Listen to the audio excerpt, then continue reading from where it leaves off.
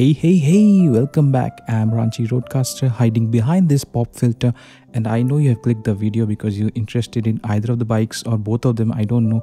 But anyways, so what I'm going to do is I'm going to show you the GoPro video that I had taken while I was riding the Dominar, and you will find my initial impressions regarding the Dominar 400, and after that I would tell you all the details, all the minute details through a voiceover.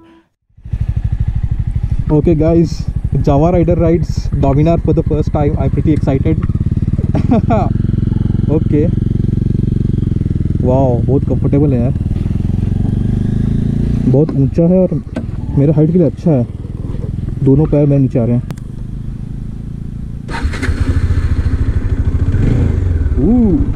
I like it. Oh.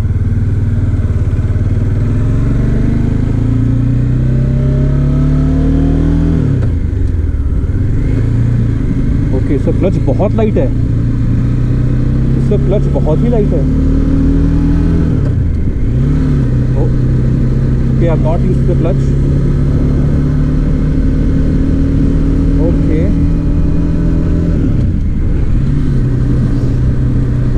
This is the very first generation Dominar और it's pretty exciting to be honest. इसका gear बहुत मुझे अजीब लग रहा है क्योंकि मेरा गियर थोड़ा स्मूथ है, बट फिर भी अच्छा है। ओके, मेरा handlebar, I am used to my wide handlebar, but ये एक्चुअली जो वाओ, जो कंफर्ट, का सीट बहुत कंफर्टेबल है यार। First thing is the seat, बहुत कंफर्टेबल सीट है।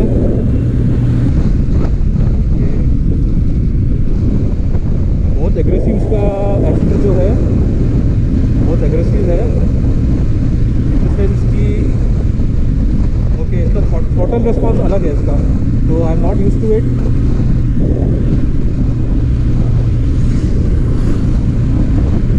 हाँ, लेकिन जो रिफाइनमेंट इश्यूज जो लोग बोलते थे वो मुझे थोड़ा फील हो रहा है, but it's not too bad really, it feels good. आगे झुकना नहीं पड़ रहा है, इट्स वेरी स्लाइटली आगे झुकना पड़ता है, बट हाँ, टॉर्क अच्छा है, good amount of low and grunt.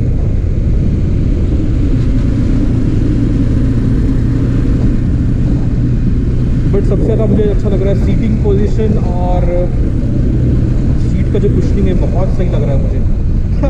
मेरा भाई का तो इसका बट नम हो जाएगा, is not used to it.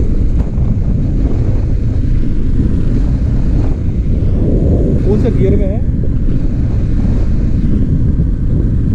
Gear position indicator इसमें आई गेस थर्ड में है। नज़ारा देखिए यार, नज़ारा is so awesome, so beautiful.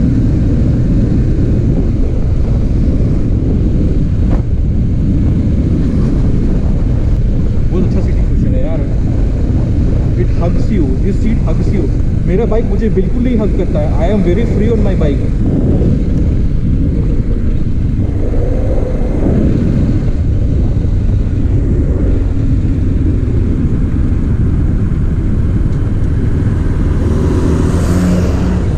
Okay, now I can feel the weight.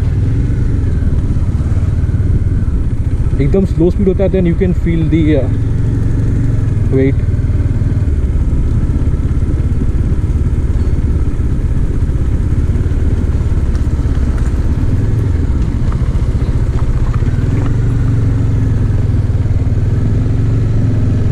Okay, इसका क्लच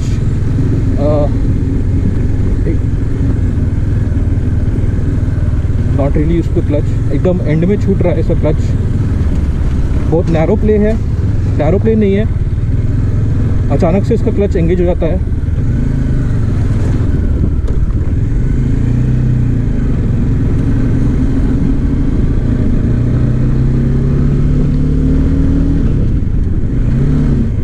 ओके, हाँ, इस बाइक पे कुछ रिफाइनमेंट इश्यूज थोड़ा तो है। इसका गियरिंग ज़्यादा टॉल है, मैं देख सकता हूँ। ओके, वाइब्रेशन इसमें बहुत है, at least compare to my bike इसमें वाइब्रेशन फील हो रहा है। इसका क्लच बहुत लाइट है, बस एकदम लास्ट में एंगेज हो रहा है, तो मेरे ख्याल से क्लच को थोड़ा एडजस्ट करना पड़ेगा। But overall experience is awesome, pretty much awesome, I like it. Torque अच्छा है, मेरे बाइक से कंपेरेबल है, but it's not like I am missing my bikes torque. Obviously इसका टॉर्क ज़्यादा है, बट मेरा बाइक पे जितना टॉर्क है वो भी मेरे लिए काफ़ी है। But this has more grunt, more top and. हाँ, स्लो स्पीड में इसका फ्रंट एंड जो है वो फील होता है हैवी है। मेरा बाइक का front end is very very light, it's nimble AF। This bike is not nimble AF, but this is ये प्रॉपर क्रूजर ऐसा लग रहा है, क्योंकि this goes in a straight line very sharply.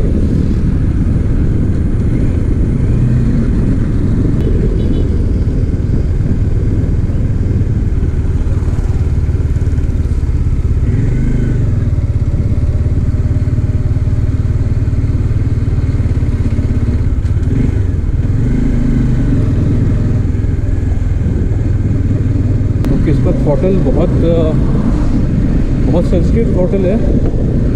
अब मैं गियर शिफ्ट करने आराम से पा रहा हूँ। वाह, this is so beautiful man.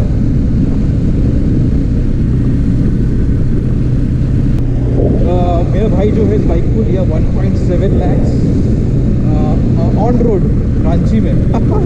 वो प्राइस पे जो लिया है, फर्स्ट जनरेशन, एकदम brand new, really really awesome.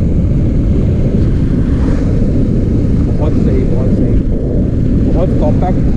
This bike is feeling more compact really. पता है, बाहर से जो है दिखता है ये बाइक ज़्यादा बड़ा दिखता है, but on the cockpit side this bike is more compact. क्योंकि मेरा जो है, मेरा बाइक एकदम यहाँ पर है और टंकी एकदम लंबा सा है, बट ये टंकी ऊंचा है, वाइड है, बट कॉम्पैक्ट है एंड इट्स कंफर्टेबल। ये हैंडल पूरा मेरे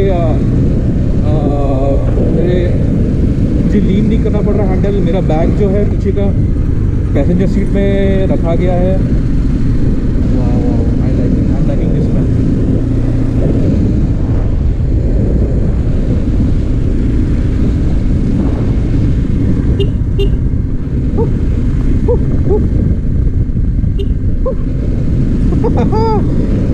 great bike man, very nice bike. I guess जो नया डोमिनर्स है उसमें जो रिफाइनमेंट इश्यूज है थोड़ा सा, उससे वो उसका सस्पेंशन बहुत सॉफ्ट है। अभी उसके ग्राउंड क्लियरेंस भी अच्छा होगा, मेरे बाइक से बेटर होगा। कि राइट ना उसका पंप मैं सस्पेंशन अपना हार्ड कर दिया हूँ, पता नहीं उसको कैसा लग रहा होगा।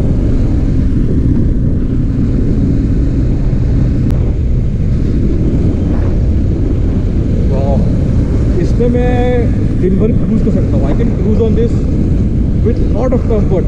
ये मैं अपनी जगह के ऊपर बोल सकता हूँ, it's lot more comfortable.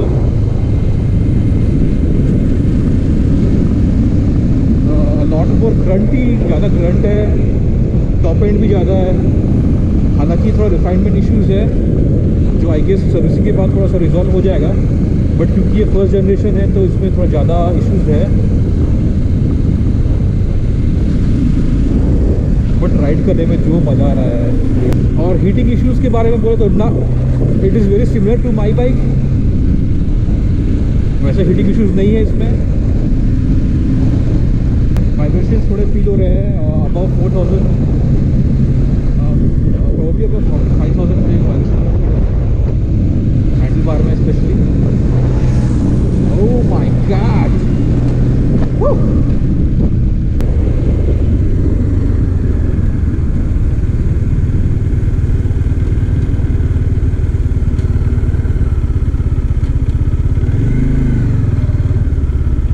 Neutral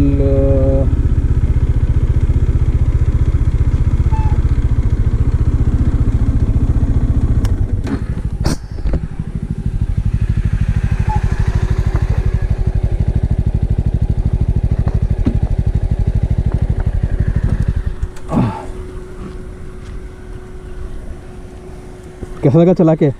इधर अलग फीलिंग नहीं, पहले ना मैं हाँ क्या कर रहा था, हाँ मैं तो नॉर्मली आगे बैठने का रहा था ना। हाँ हाँ। तो ये मुझे लग जा रहा था। अच्छा। तो मैं से पीछे होकर आराम से बैठ के चला रहा था। ओ मैं और थोड़ी देर चलाता तो लेट के भी चला रहता। नहीं, अच्छा कंफर्ट दे रहा है। हाँ वो मैं समझ रहा हूँ। भी अच्छा है इसमें बैठा ना। भाई कितना सीसी का है? 293 है। नहीं मगर पिकअप अच्छा है। पिकअप अच्छा है ना? अच्छा है। नहीं उसके कंपेरिजन करेंगे। हाँ ऑलमोस्ट एक ही रहेगा मुझे लग रहा है जहाँ से। हाँ हमको भी मतलब इसका ये कि बहुत हाई नहीं आता है, इसका थोड़ा हाई जाएगा शायद, मतलब रेव। हाँ लेकिन जो पिकअप ना बराबर टाइप का लगा हमको। मुझे भी वही पावर थोड़ा मुझे भी वही सेम लगा, इसलिए मैं बोल रहा था कि ऑलमोस्ट एक ही। और प्लस लाइट वेट भी है ना ये। Light weight. हाँ लाइट वेट बहुत है, हैंडल बहुत हल्का लग रहा है तुमको। और इसका कैसा लगा आपका वेट? इसका एक्चुअली जो थोड़ा स्पीड जो स्लो था ना, एकदम स्लो, उसमें थोड़ा सा ये वाला आगे का थोड़ा सा वेट है तो तभी लगता है एक्चुअली। हाँ जब स्पेशली जब गड्ढा आता है ना, गड्ढा और स्लो करना पड़ता है, उसमें थोड़ा सा पहली बचा था तो कॉन्फिडेंस थोड़ा कम हो गया था थोड़ा सा। तो ऐसे लीन हो जाएंगे नज़र में। हाँ ऐसे नहीं स्लो करना पड़ेगा, ऐसे लीन होना पड़ेगा, तो एक डर रहता है। हाँ इसमें हम देखे वेट थोड़ा ज़्यादा है ना हैंडल का भी। हाँ तो हम भी नहीं, इसमें लीन का ज़्यादा आसान है, इतना लाइट हैंडल है ना। हाँ थोड़ा बहुत हो सकता है इसमें। हाँ अच्छा था वो हो जाएगा। और इसका अच्छा है कि स्लो स्पीड में ना, ट्रैफिक में ना ये बहुत निम्बल है, कट कट मार के इसमें बहुत आराम है। पीठ दर्द दे रहा था। लेकिन इसका एक चीज़ अच्छा है, हमको अच्छा लगा, पता नहीं तुमको, बैठते ही ना हग कर लेता है वो। ठीक है। सीट में बैठते ही हग कर लेता है। हाँ वही ना बोल रहा ना, एक ही पोजीशन में बैठ सकता है। ये जो है ना सामने टैंक वाला, हाँ वो पूरा ऐसे करके कर देता है। हाँ तो एकदम पूरा फिट हो जाता है, वैसे एकदम फिट रहता है। हाँ मोड पे आ जाता है, वो रेसिंग वाला मोड रहता है ना, वैसा वाला आ जाता है। हालांकि उतना आगे नहीं है बट अच्छा है। बट हाँ उसमें एक ही पोजीशन में ये कर सकते हो, वो ऑफ हो जाएगा, वो कोई चिंता नहीं है। लाइट वेट तो है, इसका लाइट वेट लेकिन एक चीज़ तुमको अच्छा नहीं लगा, सीट अच्छा नहीं लगा होगा तुमको। थोड़ा हार्ड लगा होगा सीट थोड़ा हार्ड लगा होगा ना। ये थोड़ा हार्ड लगा मुझे। हाँ सबका कंप्लेन वही है। और हम और एक चीज़ क्या की है कि हम इसका मेरा भी मतलब इतना भी नहीं है बट है थोड़ा बहुत। अच्छा वो चीज़ मुझे भी कभी कभी लगता है। हाँ लेकिन एक चीज़, हाँ मुझे क्या लग रहा है ना, मुझे ये इसके लिए नहीं बोला ना। हाँ लॉन्ग ड्राइव पे ज़्यादातर लगता है ना हम लोग को। हाँ हाँ हाँ सीट का रहता है, तो इसलिए मुझे तो नॉर्मली लगा मुझे। ओहो हो, ज़्यादा ये नहीं लगा उसका, इसका मैं सीट का भी ज़्यादा डिफरेंस नहीं लगा मुझे। ओहो क्योंकि मैं तो कंफर्टेबल था ना, एकदम आराम से बैठा था। हाँ हाँ वो इसमें वो चीज़ अच्छा है, फ्लैट है सीट ना, आगे पीछे होते रहो। मैं आपको देख रहा था, पैर पीछे रख दे रहे थे। पैर पीछे यहाँ भी रखते हैं, आगे आगे का भी रखता है। एक्चुअली में रहना चाहिए ऐसे लॉन्ग ड्राइव पे जाने के लिए। हाँ वो एक्चुअली तुम जगह मूवमेंट के लिए बहुत फ्री स्पेस दिया है। उसमें क्या है ना, एक पोजीशन बैठ गया ना, हाँ मतलब वही वो पोजीशन में बैठना पड़ेगा हर समय, वो थोड़ा सा ये है। बट अच्छा है, उसका अलग अलग फील है उसका। इसमें सही में मुझे लग रहा था साइकिल चला रहा हूँ। वेट का तो सही में इसमें वेट सही में अच्छा है। इसका टंकी थोड़ा लंबा लगता है बैठने समय ना, इतना लंबा सा। हमको पता है बाहर से लगता है ना वो ज़्यादा बड़ा दिखता है, ठीक है, तो लगता है बहुत बड़ा है, बट बैठने समय ना इसका टंकी लंबा लगता है, उसका ना थोड़ा सा कॉम्पैक्ट हो जाता है। इसका ऐसे लगता है, थोड़ा सा ऐसे लगता है, अलग ही फील है। लेकिन इसका उसका भी अलग फील है, सही है दोनों। तो थोड़ा सा 5000 RPM के ऊपर जा रहा है ना थोड़ा सा, तो वो बज़ हो रहा है। इसका कैसा लगा वो चीज़, स्मूथ लगा? इसका में हाँ स्मूथ था मुझे। मैं ज़्यादा स्पीड कहाँ तक गया, मैं ज़्यादा स्पीड भी नहीं गया, मैं मैक्सिमम गया होगा 70 गया था शायद से। मैं ओ 60-70 तक मैं रुक जा रहा था। मैं इसका स्मूथ लगा पूरा? मुझे स्मूथ लगा इसका, सही लगा। नहीं और मुझे प्रैक्टिस रहता ना इसमें तो और सही लगता है मुझे। अच्छा। मैं अच्छा से और टर्निंग वर्निंग अच्छा से। हाँ हाँ ये एक्शन में ट्रैफिक के लिए बहुत अच्छा है, सिटी के लिए बहुत ही अच्छा है, लॉन्ग ड्राइव के लिए अच्छा है। हाँ आप बैठोगे इधर में पूरा सामान इधर में रखो, हो गया बस। हाँ और सामने भी ये टंकी इतना बढ़ा दिया है ना, हाँ इसमें भी रख सकते हो। हाँ हम खरीदे हैं टैंक बैग। ये वाला ग्रीन वाला वेरिएंट भी अच्छा लगा मुझे। डार्क ग्रीन वाला? हाँ डार्क ग्रीन वाला हाँ आर्मी ग्रीन टाइप लगता है ना। स्पेशली ये बहुत मस्त लगा मुझे। Finally, I was able to get my hands on the Dominar 400. Now, I have always eyed this bike on the road, though it's not my cup of tea in terms of styling, but I like the design nonetheless. I think it's appealing. And since this bike isn't too common on the road, it has some sort of mystery about it. But now that I have ridden it, I feel like the mystery is gone, but the admiration remains. You have seen my initial impressions in the GoPro video about the experience I had with the bike, but I had to let that feeling sink in so that I could lay down the proper details, the finer details, and let you guys know about how I feel about the bike at the end of the day. Okay, now that we have got that out of the way, now let us continue the video with the Bajaj Dominar 400. Let's first talk about the weight. Removing the side stand and getting on the bike, it definitely did feel on the heavier side. Now, I have also ridden the Thunderbird 350, but the Dominar isn't that heavy and it sits right between the Java and the Royal Enfield. Moving on to the next point, the seating position, height and comfort. Now, contrary to popular opinion, I actually like my bike seat. It's flat, it's appropriately cushioned, and it's comfortable for a couple of hours of ride. It's on the harder side, but I think it's firm and it supports your back. Too soft isn't good either. Anyways, the Dominar 400 seat was definitely softer and also narrower, and since the bike hugs you once you're seated, you cannot move around the bike. So what I felt is that on my bike, on the Java, the flat seating enables me to move around, stretch my legs. Now talking about the handlebars, the Java 42 is definitely wider. The leaning position is a little bit more aggressive on the Java compared to Dominar. The Dominar is a little bit more upright, so that gives Dominar an edge in terms of comfort. Now the Dominar 400 definitely is slightly more powerful, but it is not so much that I miss my bike. Both are actually comparable, but the Dominar has an edge in terms of the torque and overall horsepower. But to me, the torque matters more than the horsepower. But the way they both deliver the torque at lower RPMs, it's quite similar. But in terms of the higher end, the Dominar gives you a little bit more punch, so that gives you a better top speed. The next point is clutch and transmission. Now, since the Dominar has a slipper clutch, the clutch was astonishingly light. It was very light. Now, transmission. Now, this is where things starts to change. The Dominar had a mushy gear shift, and I really missed the gearbox on my bike because the gearbox on the Java is very clicky. It clicks and it shifts right into position, but the Dominar was a bit mushy. Next point you would talk about is the handling. The Dominar doesn't feel heavy at normal speeds, but at lower speeds the bike definitely feels a bit more front heavy on the steering. So while you're dodging the potholes at lower speeds and braking at the same time, it's a bit tricky with the Dominar. But this is where the Java 42 and the Java both shine. They are very light on the steering. They are very nimble. Okay, now the Dominar, the owner of the Dominar 400 that I have ridden, he claims it gives him an average of around 25 km per liter, combining the city and highway conditions. And on my bike, I get close to 35 km per liter on average. Now the next point will be the highway cruising. Now I'm not a fast rider by any means. I am happy with 80 to 100 km per hour in terms of highway cruising, but the Dominar definitely has an edge because it has higher, taller gears. The Dominar certainly did have a lot more refinement issues, especially since it's a first generation bike. But the thing is that my Java is also the first generation bike. In fact, it's the first brand. I mean, the brand is coming after 20 years. So essentially it's a new bike altogether from the ground up. But Bajaj has been making bikes altogether. So if we compare it that way, both are first generation. But one would think that the Dominar would be more refined. But actually the Java is quite refined, at least relatively. Now, heating issues. Now this is where these both bikes were very, very similar. At least in the highway conditions, the heating that I felt on my legs were almost exactly the same. So let us now talk about the stopping power. Now this is where I felt the Dominar brakes were quite average. It was again mushy feeling. The bite and feel of the brake was on the average side. It could have been better. I certainly expected it to be better since the Dominar has larger brakes.